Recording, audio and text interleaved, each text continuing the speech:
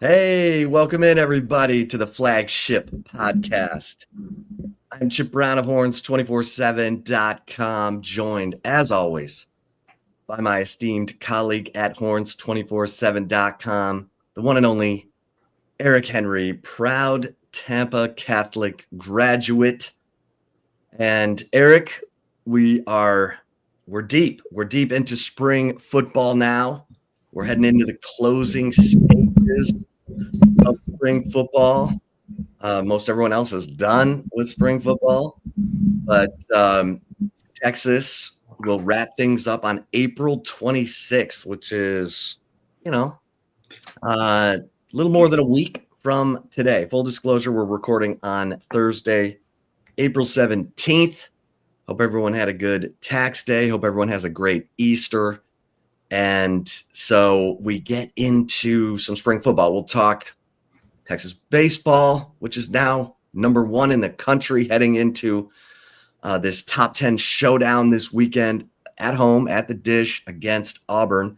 That series will start today because of Easter Sunday. They'll play Thursday, Friday, and Saturday.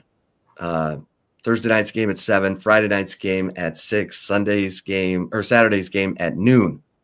So make note of that. But Eric, we've had a chance to talk to some guys from the offense, Arch Manning, Quintravian Wisner, and we've heard from this week from some guys on the defense, Anthony Hill Jr., Colin Simmons, Michael Taff. And I'll start with Colin Simmons because you wrote about Colin Simmons. Yeah. And you love his personality. You love his fire. What stood out to you about Colin Simmons, who had 9 sacks as a freshman last year, and he wasn't even a starter? Chip Brown, are you a fan of the 1999 movie The Matrix? I saw that movie. Okay. Yeah. It sounds like Chip is like, yeah, I saw it, but it wasn't great. I'll say this, and I'm not the biggest Keanu Reeves fan, so I'll say that. However, I couldn't help but think, Chip, when Colin was asked why the jersey switch from 11 to 1, and he said, matter-of-factly, confidently, his trademark, Colin Simmons swagger and confidence, because I'm the one. I'm the one. I couldn't help but think about the scene in The Matrix when Neo, Keanu Reeves' character, realizes he is the one.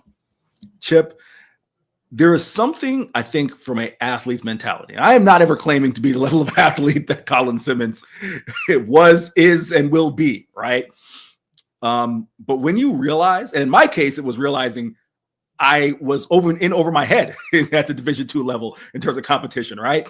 But there's got to be a feeling when you realize you are the one.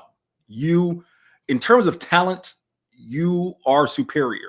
That I think is just, it's fascinating to kind of delve into that and dive into that, right? And I think, and we're going to talk about Colin Simmons later in the show in terms of his goals, because he set a real big goal. I'll get to in a second.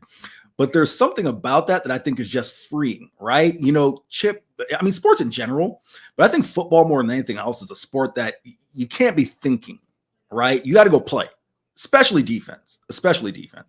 Offense, you can do a little more thinking. Defense, you just got to go be free. You got to go hit people. You got to go make plays. You got to go be instinctive. For Colin Simmons to have that level of mental freedom to just understand that, yes, he is the one. He is the player who can be a game wrecker on every single play. That, to me, stands out. I'm not trying to make a mountain out of a molehill, but I just think that type of confidence. And listen, we spoke with Colin last year. Never lacking confidence, right? But when you come into your own and understand your athletic ability is superior, that's huge. The other thing that I will touch on, like I said, I want to leave you some room to talk about your impressions of Colin, because he touched on a lot of things. But the goals. He has a goal to establish. When he was asked, what are your goals for 2025? And he said, paused for a second and said, I'm going to break the sack record. Just leave it at that. And I will say this, Chip. I think, are we doing Colin Simmons a disservice? Because he didn't specify which sack record. We're just taking it as the Texas sack record. if my memory serves me correct, Terrell Suggs still holds the single season sack record, Chip, or am I off base on that? I thought it was I thought it was Terrell Suggs in 2001. I could be wrong. However, I wouldn't doubt Colin Simmons.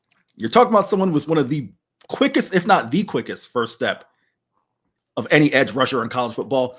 Instinctive, as Chip astutely pointed out, was doing it without being a full-time starter last year, right? And the opportunities, the looks he's going to get playing alongside an Anthony Hill and Ethan Burke, etc. So I wouldn't short this kid at all, but I love those expectations, Chip. Yeah, I mean, he put it out there because Anthony Hill, was asked a similar question. He said, "I'm just trying to get better every day." Colin Simmons is putting it out there. And of course, the single season sack record at Texas is 22 and a half. Kiki Diayala in 1982. So that would be phenomenal. Now, Colin's a sophomore, so he, has 2 seasons, all God willing, all that stuff, to take a run at that thing. But after coming up with 9 sacks and not even being a starter last year, he is definitely one of the most exciting players to watch in college football going into this year, just like Anthony Hill is at linebacker. Because go ahead. I'm sorry. I mean, Anthony Hill, all he does is sniff out that football, track it down, and create chaos. So these 2 guys, both from Dallas, they're boys. They feed off each other's energy. Probably 2 of the best trash talkers on the team. And I mean, they're the guys selling the tickets this year on defense, along with Michael Taff, obviously. Yes. But it's going to be fun to watch these guys go at it. I apologize for cutting you off. I was going to say, I looked it up. Terrell Suggs does still hold the sack record of 24, but I didn't realize, Chip, that the NCAA didn't recognize sacks pre-2000. That's weird. I mean, I don't get it. Because, come on. So, Kiki Diayala, that 22 and a half sacks is, I mean, obviously it's stood since 1982. So, typically you're like double digit sacks. Okay, it's been a good year. And I love that Colin Simmons setting that bar way out there. The other thing I like from Colin Simmons is now we're starting to get his perspective on other guys. And he talked about, what he's seeing from a guy like Lance Jackson, because with Colton Vasek out while recovering from shoulder surgery this spring, Lance Jackson has been getting a lot of run as the backup to Ethan Burke at that, buck end position, the strong side defensive end. We'll leave it at that. And Colin Simmons said, I think this guy's going to be a first round pick in 3 years. So you're excited about that. And he also praised Zina Umazulu, who's been, backing up Colin Simmons, while Trey Moore, last year's starter at the jack end or whatever. I may be mixing up the buck and the jack. I think you're right. I think because I believe Ethan Burke was the buck, right? Yeah. So, with Trey Moore playing weak side linebacker this spring, Zina Umazulu's gotten a chance to get more reps with the 1s and the 2s. And Colin Simmons said, a lot of growth from year 1 to year 2 with Zina Umazulu, who, he's got the frame. I mean, Zina is now 6'5", 259, and redshirted last year, and so Colin Simmons said, "You'll see that edge room is loaded." Because let's be honest, Eric, you'll have again, God willing, Colton Vasek back. you've also got Anthony Hill coming off the edge. You've got Brad Spence coming off the edge, and you got Trey Moore. I mean, they should be able to draw up some really creative packages to get after the quarterback. But I did find it interesting that Anthony Hill, I think, twice referred to this defense as young. And you look at, Ethan Burke's a senior and Trey Moore's a senior and Anthony Hill's a junior and Brad Spence is going to be a junior and Michael Taft's a senior and Jelani McDonald's a junior. Like, it doesn't feel young, but they're young in the interior of the defensive line, Eric. And that's where Anthony Hill's focus is, because those are the guys who have to keep the offensive line off of him. And because they've sort of had to limit Travis Shaw, he's got this chronic knee issue. So they kind of limit the miles that they're putting on that knee. And you've had a lot of Alex January and Justice Terry and Myron Charles and Melvin Hills. And these guys are still figuring it out. Now, Cole Brevard, I think, has had probably the best spring of any of the defensive tackles, the transfer from Purdue. And after going 1-11 last year, he's probably ecstatic to be on a team that has a chance to win some games. But I wanted to get your take on Anthony Hill calling the defense young. I mean, I guess I don't make too much of it just because of the fact that, I mean, the defense has lost so many guys over the last 2 years. You remember when Ant was asked, what is it like to kind of be the veteran? And he said, yeah, it's weird not to have, B. Sorrell and Jalen Ford around, right? So I think the natural instinct in answering that question is we're young because you don't have the guys who have been vets, right? The Jahdae Barrons of the world, et cetera, right? Devondre Sweats, the list goes on and on. David Benda, I mean, he could, right? So I guess that's kind of where I take that statement. It's one thing. Here's the deal, right? So if you take a look at some of the players, Kobe Black got some experience last year, right? Jelani McDonald got some experience last year. Jordan Johnson-Rubel got some experience last year. It's not like it's just young, but completely new and untested. And that's where I think I not saying that you're not optimistic, because I'm not taking your statement as that, but I think I'm not reading too much in terms of the youth. Like you mentioned, you have a Cole Brevard who's a veteran. We're going to see what happens with Travis Shaw. That knee and weight have been an issue his entire career. So we'll see what happens there, right? You get a Hero Canoe. Now, that's an example, Chip, of someone who I think, look at it this way, and I may not have the numbers exactly correct, but I think, if memory serves me correct, like Kobe Black and Alex January played as many snaps last year as Hero Canoe did, like in his first 2 years. Last year he got over 100 snaps, but Canoe is a guy who isn't just inexperienced from a full-time playing standpoint. Chip, let's remember, maybe the audience may not know this, German-born kid who only played 2 years of high school football, right? So this is his fifth year of football altogether. So in that sense, sure, maybe you see someone who's a little young.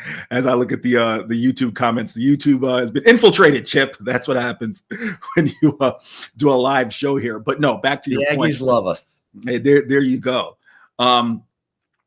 Hill is experienced. Young Lafau got experience. So I don't make too much of it, right? I think there may be some growing pains. I think I look at more the continuity than I do the youth, Chip. That's the thing. The last 2 years, you had guys who had a measure of continuity. How much should we talk about? I'll pass it back to you on this. How much should we talk about with guys like Jahdae Barron, Jalen Ford, Sweat, et cetera, Barron Sorrell, their ability to go out there and play as opposed to think being in PK's system for year 2, year 3, right? That's the thing I focus on more than necessarily the class or the youth per se. Yeah. I mean, and it's all new chemistry that's being established. Guys at different positions. We mentioned Trey Moore at weak side linebacker. Jalen Gilbo is playing outside corner. While Wardell Mack and Grayson Littleton have gotten a lot of look at that nickel position. And Derek Williams Jr., when he comes back from his season-ending knee injury last year, I'm hearing we'll get a look at that nickel position because they feel really good about Jelani McDonald and Michael Taff at safety. Now, Xavier Filsame's coming on at safety. Jonah Williams is playing baseball. He'll join the team in June. So there's, there's a lot of talent. Cade Phillips, the freshman at corner. Warren Roberson continues to get a lot of conversation. And in fact, Michael Taff threw some sugar Warren Roberson's way, and Kobe Black. Those two are having excellent springs by, everything I'm hearing. And Santana Wilson's made some plays. So at corner. So it's going to be really interesting. And I thought it was interesting. Michael Taff, who of course misses his guys, misses his brothers from another mother, Andrew Makuba and Jade Barron. When he was, asked about, hey, what's it like not having those guys around? He said, it's kind of sad. I text him a lot, but he's the kind of the quarterback of the secondary. And he said Warren Roberson is, always been good in man, but he's doing a better job of disguising his zone coverage. And so that gives you confidence, or, should be good news to Longhorns fans, because you lose Jade Barron, the Thorpe Award winner, and Malik Muhammad played solid last year, but you want to make sure that there's depth at that position. And it appears that there is depth at that position, Eric. I would agree, Chip. Let's circle back to the Derek Williams note when he gets back us playing star. I love that move, Chip. I'm always a fan. I guess I'll kind of give the audience this dichotomy, right? With star, depending on, the defense and what you're being asked, right? Sometimes you get someone a little more of Jade's size, a little smaller, kind of an excellent cover guy. I've always been a fan of kind of the star serving as that like de facto, bigger safety, right? Someone who, because of what the responsibilities are at star, you got to be in the run fit. You're going to kind of be, a little bit of everything, going to be a linebacker at times, but also coverage, right? I understand that's asking a lot of one player. It takes a unique skill set to be able to excel at the star, right?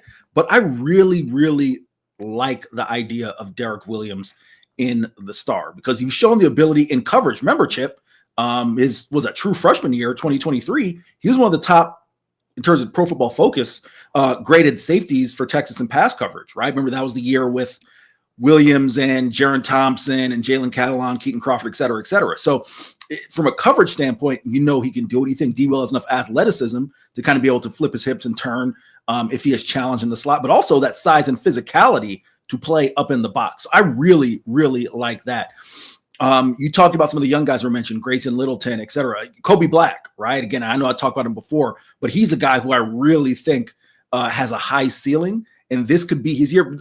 That Vanderbilt game, I don't know why, for whatever reason, I need to go back and watch it again.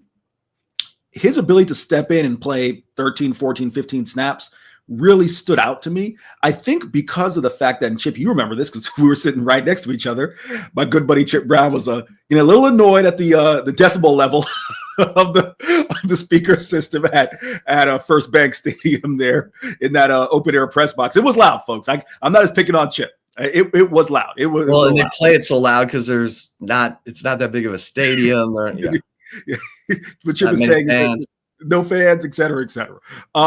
But no, going back to that Vandy game, Chip, that was a game that, remember, in the second half, Texas had a bit of a fight to put Vandy away, right? And Kobe Black played real snaps, high leverage snaps in those moments. So that sticks out to me. So maybe I need to go back and watch that game. But I'm real optimistic on this secondary. Again, if there's any spot on this defense that maybe, I feel a linebacker, and this is just my opinion, I've said it before, I think a linebacker, maybe you could say edge rusher, but I think a linebacker is the most established spot on this roster. When you start with Ahill and LaFau, All right, I'm good, right? That's not even getting to a Brad Spence or Anthony Smith and some of the other guys, edge rusher as well. But I'm really optimistic with this secondary. The talent is there. Manny Muhammad, if he can take that next step in his development, we'll see what happens. But I'm optimistic when it comes to the secondary, Chip. Yeah, and you've got a whole new cast of coaches. And it was interesting to hear Michael Taft talk about Dwayne Aquina, because Michael Taft said that Aquina's philosophy is the best 5 will play in the secondary. If it's 3 safeties, so be it. If they have to change positions, because that's always been his deal, dating back to his time at Texas. The first time he would have Nathan Vasher playing safety. He'd have him playing corner. He'd have versatility, position, flexibility to help disguise, but also help, in case there's an injury, guys can change positions and you've got depth. So, Dwayne Aquina brings a new, fresh energy. And Mark Orfe as the cornerbacks coach. So these guys are having to prove themselves again to a new set of eyeballs, which is good. And, it can be tough. But if you're a competitor, if you're a dog, you don't care. You're just going to go out there and do what you're supposed to do and let the paramedics sort them out, So I think you look at what we heard from those guys and you feel good about it. And, offensively, Texas adds a receiver out of the portal or commitment from Emmett Mosley, the 5th. Love that.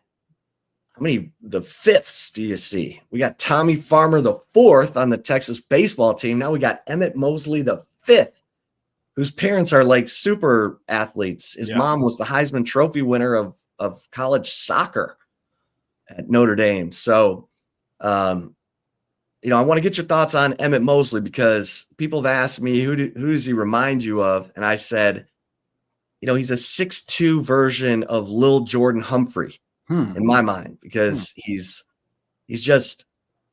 runs good routes. He's good in contested catches. He's good after the catch. He's got good contact balance, and he's only played 1 year of college football, Eric. I mean, he'll be a sophomore this year. So, your thoughts on adding Emmett Mosley to the receiver core? I'm looking down because I want to get the exact quote. I had a chance to reach out to a kid I covered at FIU for a couple of years and went to Stanford, starting middle linebacker over there for 2 years, Gaithan Bernadelle. The exact quote, I was like, hey, GB, tell me about Mosley. He said, really good yards after catch player, which of course you can't ever have enough of that, right? Guys who turn into running backs once they get the ball in their hands. Great hands, and as you talked about, makes catches in traffic. GB also said he's a great teammate, comes to work every day, and Texas got a good player.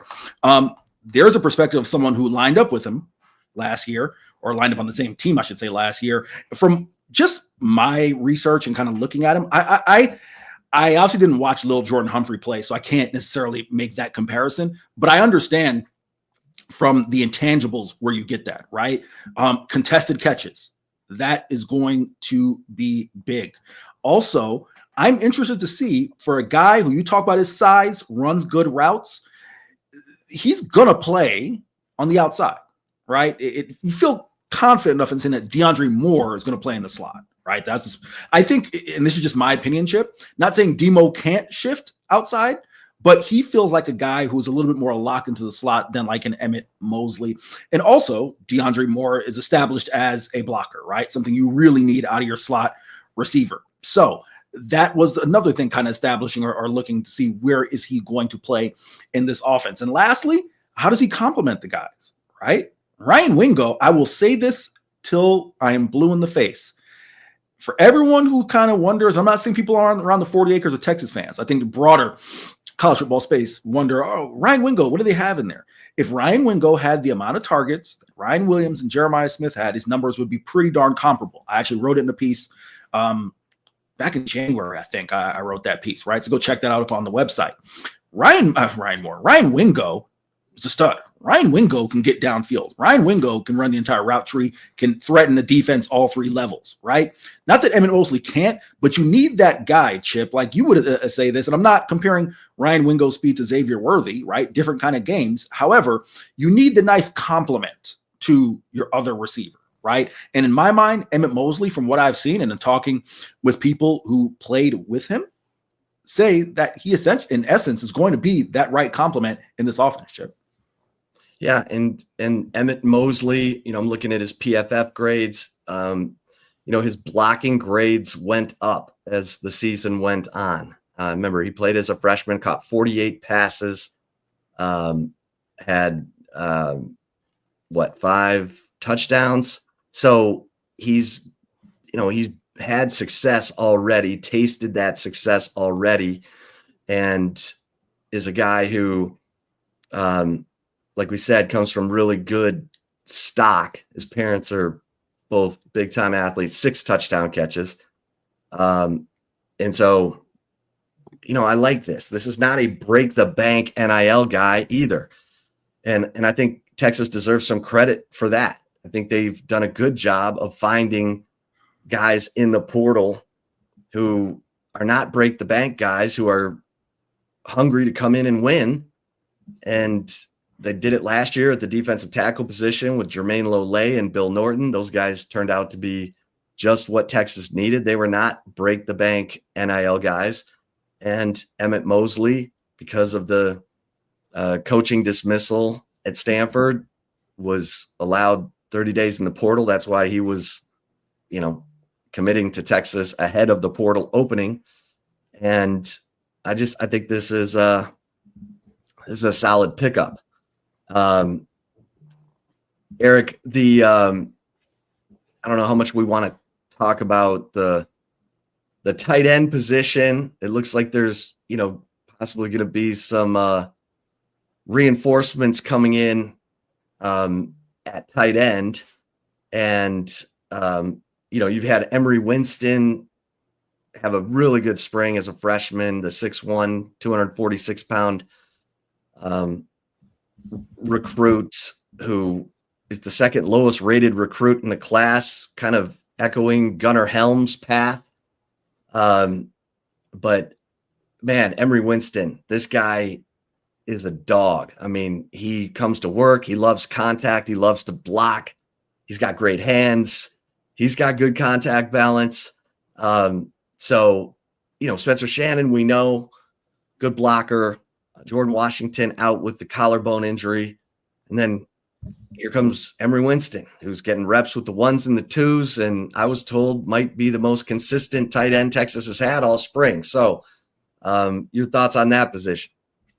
Chip, here's the thing, right? I'm going to start with Emery Winston, and then we'll kind of come back to, as you alluded to, a possible addition. I know we know this on the boards, right? So we're not exactly, being, giving away industry secrets here, right? That, Cal tight end Jake Andrews had come in for a visit. But with Winston, he reminds me, and this may be a deep pull, Chip, Delaney Walker. When you're that size as a tight end, right? Delaney Walker was 6'2", Winston is 6'1". You need to like contact. You need to be physical. You need to be a great athlete because you're not 6'4", 6'5", right? Emery Winston is not going to grow 4 inches over his career. So he needs to be able to be versatile, needs to be able to do different things, right? So I'm really interested, maybe not this year, because you may have an addition in the tight end room. You do have Spencer Shannon, so I got Jordan Washington, right?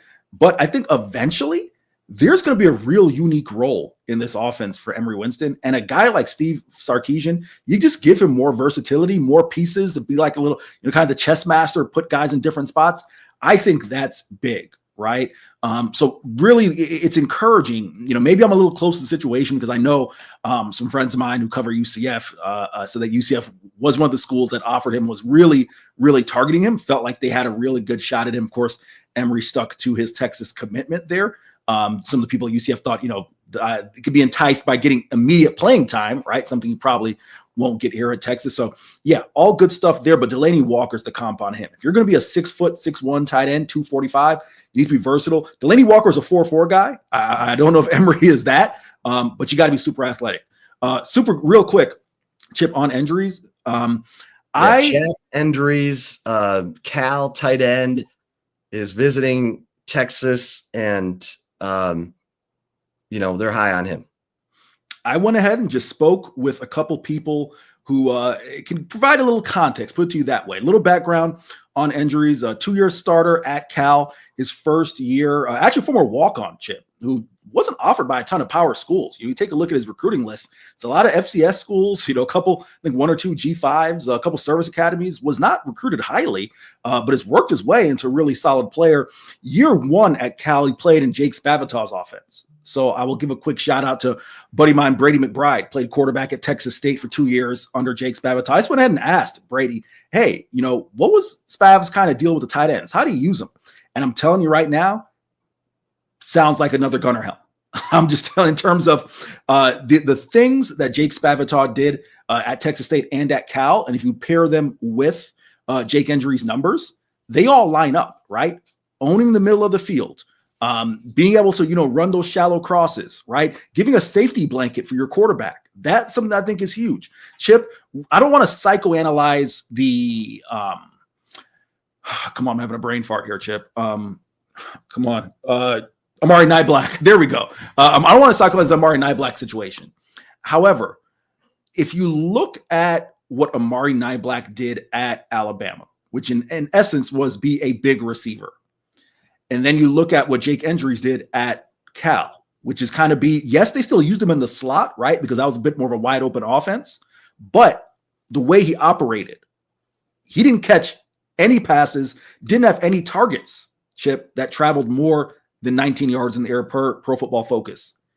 He's going to be that safety blanket. Whereas Amari Niblack was much more of a stretch the field type guy. If you can't and again, I'm not saying that this is why I didn't work out with Amari. I'm just kind of giving my POV. If you don't have kind of it up here to know when to cut off a route, when to kind of drop down and sit and give, show your body to your quarterback and give him that safety blanket, right? It may not work in Steve Sarkisian's offense, right? JT Sanders, for all you want to say about JT certainly was a vertical threat, but that first year, Chip, you were here, so you would know his first year starting. A lot of his receptions came within that shallow area of the field, and he went for yards after catch after that, right? So I'm saying all that to say, if indeed Jake Endries does end up at Texas, I don't think you can compare this to, oh man, here comes another transfer tight end. Is it going to work? I think this will be an excellent fit, Chip. Yeah, I agree with you. I have to say, I'm kind of just repeating myself a little bit here, but Texas's evaluation of players in the portal, I think has been really on point. I get it. There were some early misses, the Ajayi Hall, but the other tight end from Alabama, Jaleel Billingsley, right? Jaleel Billingsley. I get it. There were some misses, but lately Texas has been pretty on point at addressing the needs that they have in the portal and finding some gold. So we'll keep an eye on that Jack Endries situation. The whole Cal roster is getting picked over. Well, do they have a running back left, Chip? Oh my gosh. Yeah. The Knott kid is going to OU. That was announced like the second the portal opened. No tampering there. All right. So Eric, we've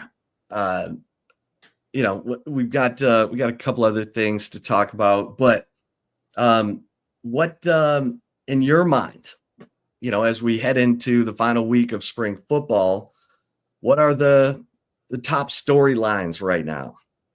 For anyone watching on YouTube, forgive me for sending a text. Just saw that there was unfortunately, a active shooter at Florida State, and my sister goes to Florida State. So I want to send her a quick text, just make sure she's okay. So apologies for anyone who saw me texting down a second ago watching on the YouTube page.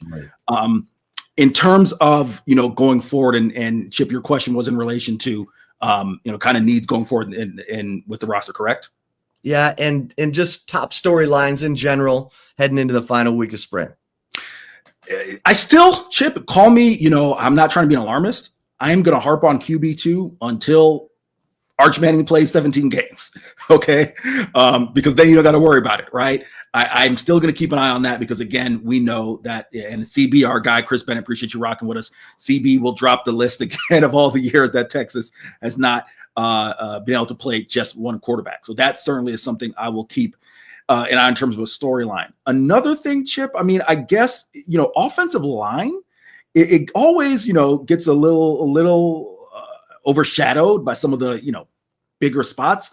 I'm curious to see how things come along, right? With some of the young guys that you are expecting to be good players, to possibly start, to possibly be rotational players, Chip. But as is the case with, look at Christian Jones. You can talk about Christian Jones, his time here, well documented, right? Someone who the first few years just didn't come together, took him a little later in his career, right? So just because someone is talented doesn't mean that it'll work out immediately.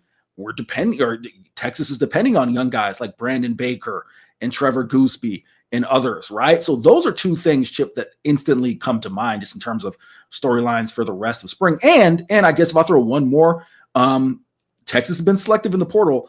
Curious to see if they do anything else. Is there kind of, because Texas brought in what? Bill Norton, Lole, both after spring, right? So yes. Curious to see if there's possibly any more. Because listen, there's one thing, Chip, look at how you can't scroll Twitter without seeing endless entries into the portal, all right? So free agency is going to be real. There may be options for Texas to pick up another name or two. Well, and that defensive tackle position is, that's the gold bullion of the, transfer market. And we remember Dominic Williams out of TCU, got well over $1 million to go to OU with a couple seasons of eligibility, obviously. Some of these numbers, sound like, oh my God, but then you realize it's kind of divided up by the years that they have left remaining. But nonetheless, everyone's looking for those difference makers at defensive tackle. So let's see, because Steve Sarkisian basically hinted that they would look in the portal at receiver, tight end, and defensive line. So let's see how that plays out. And there's some talk maybe they would bring in another kicker. Steve Sarkisian non-committal on what's going on at the kicking position. He said that will heat up in the final week of spring ball. They feel good about the punting with Jack Boomeister and Michael Kern, but the field goal kicking, Sarkisian said, we'll zero in on that in the final week of spring football. And Chip, I find that super interesting because there's a kid, Mason Shipley, who's in the portal from Texas State, right down the road, who was an all-conference guy in the Sun Belt, right? So if you want to bring someone in, I'm sure Mason Shipley, let's just say, if you bring him in, he doesn't win the job. I don't think he'll be too terribly hurt to finish up his last year as the reserve kicker at Texas, right? So there's an option. Yeah.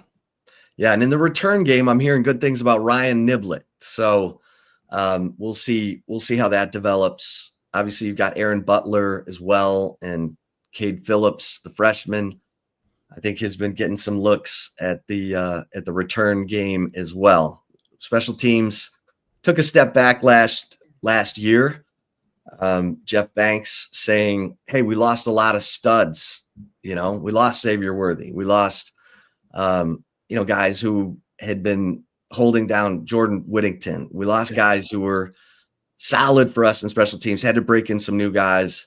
Obviously, there were struggles in the punting with a freshman, and surprisingly, there was issues with the field goal kicking late in the year with Bert Auburn, a 3-year starter, kind of losing some confidence there, and so special teams needs to take a step forward.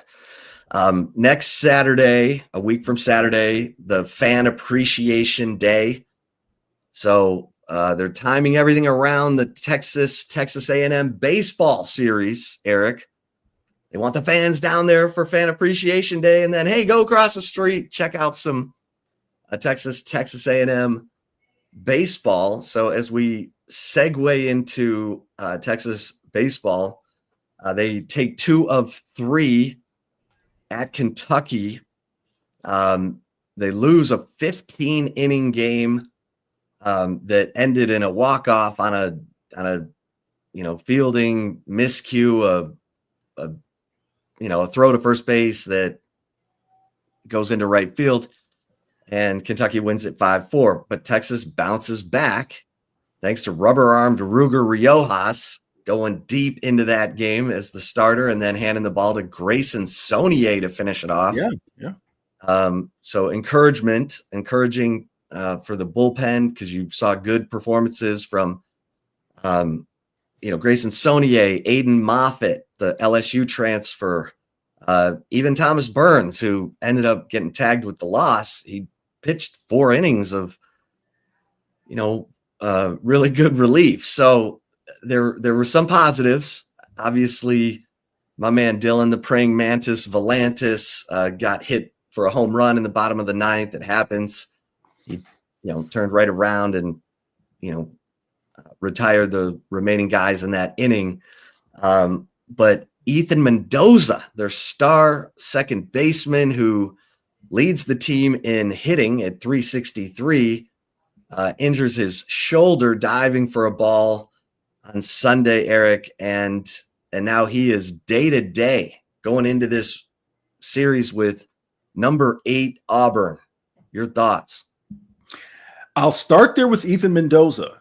Chip, his value to this Texas team, I know we talked about it last week as to whether he could possibly be the MVP of this team. I can't state it enough. It's not just that he's hitting well at the top of the order, right?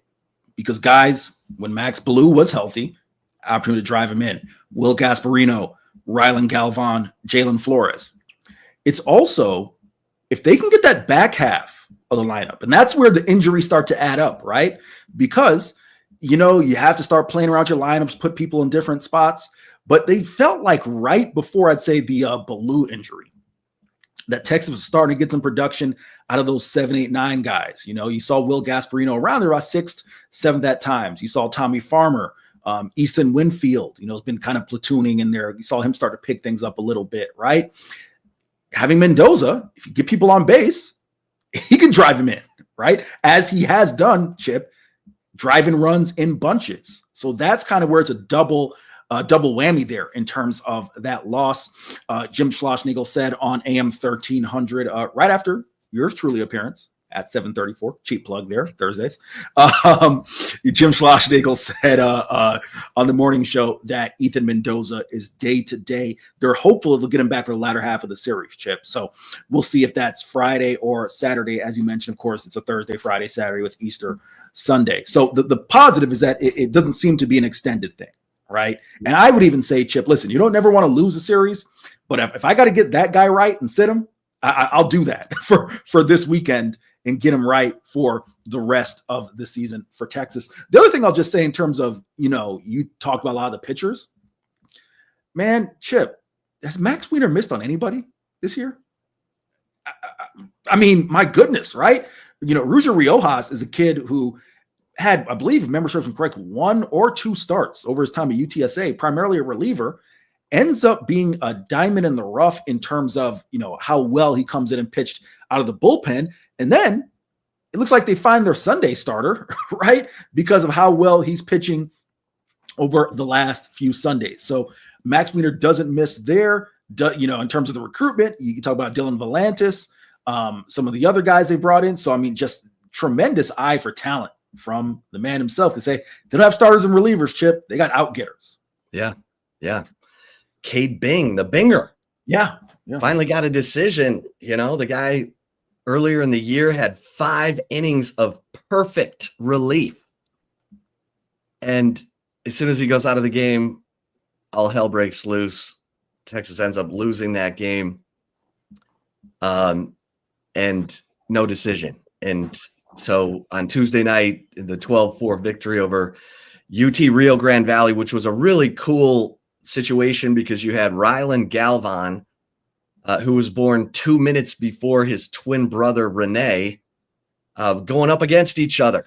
Renee, the left fielder for UT Rio Grande Valley, of course, Rylan Galvan, the catcher for Texas. And the last time they were together at Disch-Falk Field, they were playing for Sinton High School, winning the state championship. So all their teammates turned Tuesday night's game into a reunion. You had all these maroon Sinton shirts all over the concourse. About 100 family, friends, Sinton teammates were there for that game. So really cool. And Rylan Galvan was said what a moment it was for him and his brother to be on the field together. Both had good games. Well, Renee had a tough start to that game because he came in thinking he could catch a ball that was hit into the outfield, and then at the last second he realized he wasn't going to make it. It kicked off his shoulder into the outfield, and kind of set up Texas for a nice 3-run first inning. But that was a cool moment, and Rylan Galvan has been outstanding this year for sure. This is going to be a interesting series.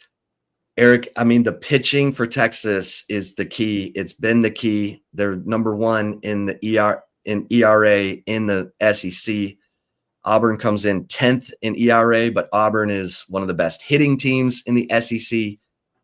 Great pitching beats great hitting, they say. So we'll see. We'll see how that goes. But as you mentioned, they are moving guys around. Hell, they had Adrian Rodriguez, left field. But then Mendoza gets hurt, so now he's at second, and they're, Easton Winfield, who's got some nice NIL money to come in from ULM, has struggled with his fielding and with his bat. He dropped a ball that would have ended the game in the 7th inning Tuesday night. And so we go out for, media availability on Wednesday, and they were having left field practice. All the rest of the team was still, in the locker room or whatever, but the left fielders were out there shagging balls left and right. So, Jim Schlossnagle disappointed that no one's grabbed it. No one's grabbed the opportunity, and that needs to change. So we'll see, because Tommy Farmer the fourth has been doing a nice job in right field. And of course, Will Gasparino, one of the best center fielders in college baseball. So, all right. Texas softball wins game 1 against number 7 Tennessee, but then loses the series at McCombs Field. Tennessee, one of the best pitching staffs in the country. Texas, also one of the best pitching staffs in the country, but the Volunteers get the series win, and then no rest for Texas softball. They've got another top 10 matchup with LSU this weekend. So we'll keep an eye there, but they're, obviously still a top 5 team, and the SEC is loaded. How about the Aggies now? Number 1 in softball. And we know how good A&M softball is because they came to Texas and almost beat the Longhorns in the Super Regional last year. So, SEC softball just as strong as SEC baseball. Eric, anything else? Well, basketball wise, I can't remember. Well, yeah, they added the transfer center. I'm actually excited about this guy. He played at Long Beach for 2 years and is put up great numbers, and then transferred to Xavier and Lucina Traore. Season-ending knee injury. Yep. Lucina Traore, Chip, or I'm probably mispronouncing the name, but yeah. From the Ivory Coast. And I mean, rock solid numbers. I like this addition, Eric. I'm still figuring out this roster, Chip. When it all comes together, I think that's going to be, that's going to be the thing. Because let's take a quick second here if we could take it or leave it. Guards, right? Or let's just call them perimeter / whatever you want to use, right? Tremont Mark, Kendall Weaver, Jordan Pope. If you want to go wing, Dalen Swain. Who am I missing? Wing. Dear God, I can't even think of the roster who came back last year. My point is, you see some bigs, right? But I guess I'm just wondering, I think guard play. You're going to need elite guard play in the SEC. The Camden High Day.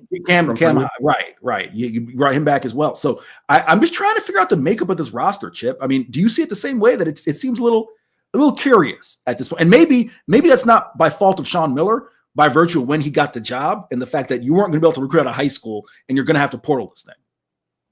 Yeah, I think so. I think they have 5 scholarships remaining, and I think Miller wants to see what he's got, work with these guys for a minute, and then assess from there. But there's no doubt. I think they're still looking for another guard to add. Dalen Swain is a big time pickup from Xavier, obviously. And if Lassina Traore can, keep the numbers that he averaged at Long Beach, where he averaged, 12 points and 10 rebounds, he was the leading rebounder in the Mountain West Conference 2 years in a row.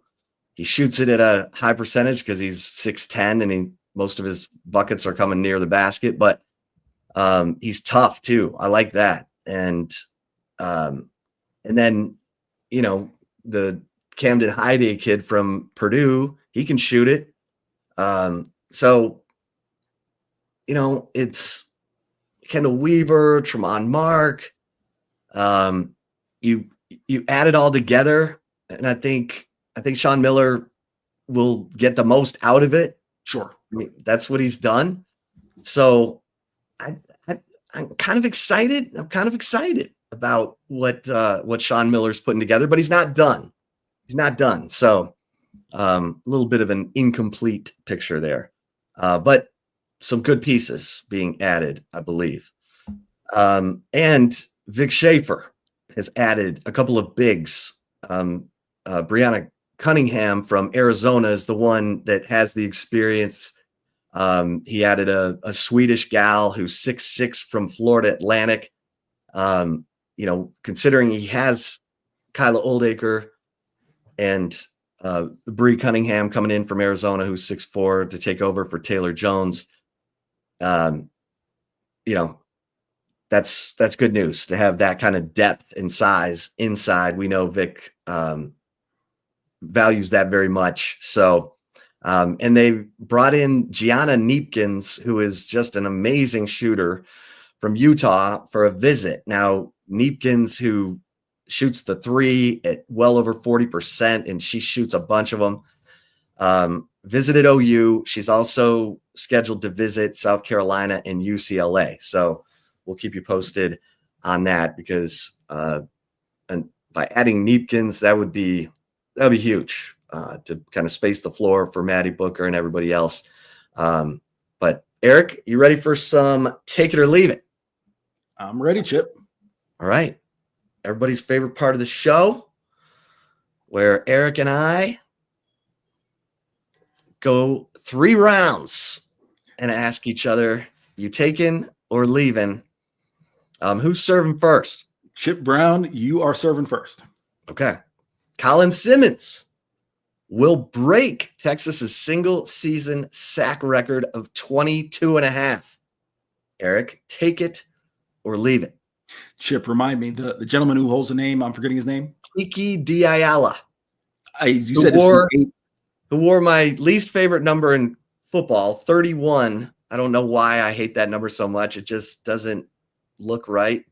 Our man, Chris Bennett, the world's greatest volunteer producer in the history of radio, in the comments over there giving me grief that Kiki Diayala did wear number 31 at Texas. You said he did that in 1982? 1982. So that probably was, 11 games tops? Right. I'm saying all that to say, You know what? I'll go on a limb, Chip. I'll take it. Texas is going to play 15 games this year, if not more. But let's just at least 15 in my mind. That's going to give Colin Simmons a lot of opportunities to go get the quarterback. Listen, if they play 16, 17 games, you're talking about a sack and change a game. I don't see why not. Wow. Okay. I think Colin Simmons could break this record, but I think it'll be in 2026. So I'm going to leave it for now.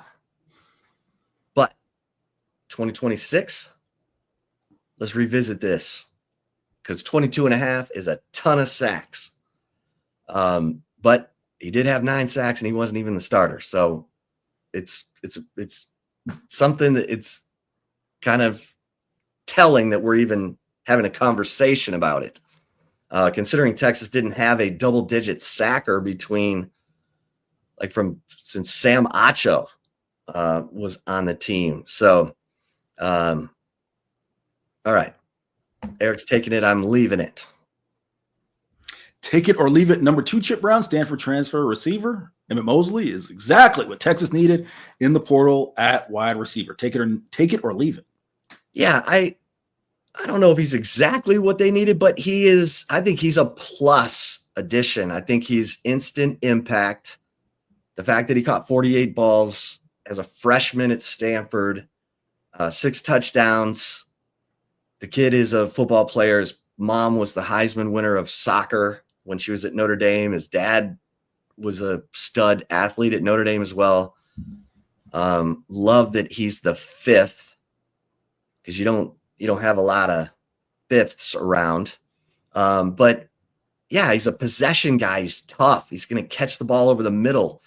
He's going to do the dirty work. And I think it is what Texas needed. You combine him with Ryan Wingo and DeAndre Moore and all these young receivers, and it fills the bill, Eric. I'll take it. What say you? I think it was needed, but I don't know if it's exactly what Texas needed. Because, listen, Emmett Mosley is a good player. I think he's going to have a real good impact, significant impact on this team. I think he's going to come in and more likely start, in my mind. I'm sorry. I was super intrigued at the idea of 6'2", who plays bigger than 6'2", Ryan Wingo, a bigger tight end, whoever that may be, and 6'4" Parker Livingstone. And it doesn't mean you won't see Parker Livingstone, right? He's not out of the equation, but I was super intrigued at kind of that the taller build of these receivers. So I guess I'm splitting the baby. So I guess I'll leave it, but that's not shading Emmett Mosley. Okay. All right, take it or leave it. Number 3, Eric. Number 1, Texas baseball wins the weekend series against number 8 Auburn. Take it or leave it. How about this? I will have to meet Jim Schlossnagel, and he can take umbrage with me on this one. I'm going to leave it. This is no shade on Texas, no shade on his club. Injuries right now, right? I can stomach losing Ballou. I can stomach, hey, maybe we miss a guy here or there. Ethan Mendoza, as we talked about, is playing really good baseball. And having both of those bats out of the lineup gives me a little pause. Now, granted, as you said, great pitching can solve everything, and the arms are still there. But I think, Chip, the losses of Ballou and Mendoza, at least for this series, will come to roost, and they will cause Texas to drop 2 out of 3. Yeah, it's gonna be tough. I'll take it. I'll be the Pollyanna here, and you just think the pitching is gonna have an off day sooner or later. It has not happened. I mean, the starting pitching has just been outstanding, and the ERA keeps dropping. It's now below 3 as a team. So I'll ride that wave and say that the Texas pitching powers Texas through this series. Auburn just swept LSU. Like, Auburn is really good because LSU is really good. So I get where Eric's coming from. I'll be the I'll be the, positive Polly here, and I'll take it. All right, kids. Thanks so much for listening and watching this episode of the Flagship Podcast. Please like and subscribe to the Horns247 YouTube channel. And until next time, we'll see you over at Horns247. For Eric Henry, I'm Chip Brown. Stay safe and keep the faith.